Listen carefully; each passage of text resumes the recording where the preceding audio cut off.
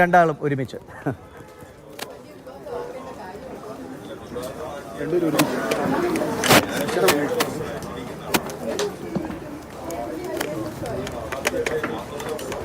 പറഞ്ഞ കാര്യങ്ങളിൽ കൗതുകകരമായൊരു വാർത്താ സന്ദർഭമാണ് പ്രേക്ഷകർ കാണുന്നത്.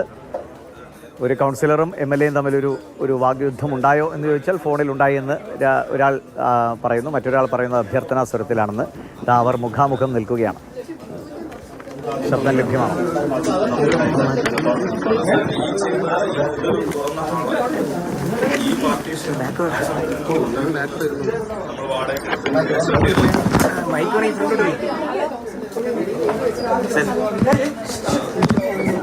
ക്യാമറ ബാക്കിലോട്ട് വാ.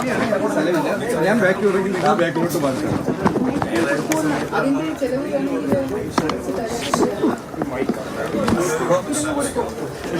മൈക്ക് ആരെങ്കിലും മാറ്റി താഴെ വെക്കൂ. ഒരു സെക്കൻഡ്.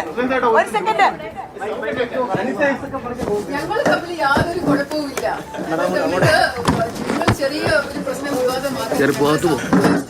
അണ്ണാ നിങ്ങൾ ബാക്കിലോട്ട് പിടിയണ്ണ, ഫ്രണ്ടിലോട്ട് കൊണ്ടുപോകണം. ഇതിന് തള്ളി അങ്ങ് കൊണ്ടുപോകും. അണ്ണാ ബാക്കിലോട്ട് ക്യാമറ വേണം.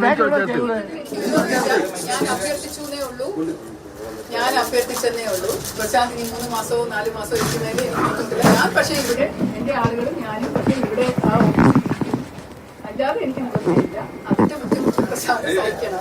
7 വർഷം ഇല്ലാത്തൊരു ബുദ്ധിമുട്ട് മേഡം അവിടെ ഇരിക്കുന്നുണ്ടോ? എനിക്ക് അത്രയും മാത്രം മതി. സോ ഹാപ്പി ആയില്ലേ എല്ലാവരും?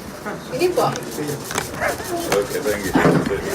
ഞാനും എന്റെ ആൾക്കാരും വരാതിരിക്കാൻ എന്നെ കാണാൻ വരുന്നവരും ഒക്കെ ഇവിടെ ഇരിക്കേണ്ടവരാണ്.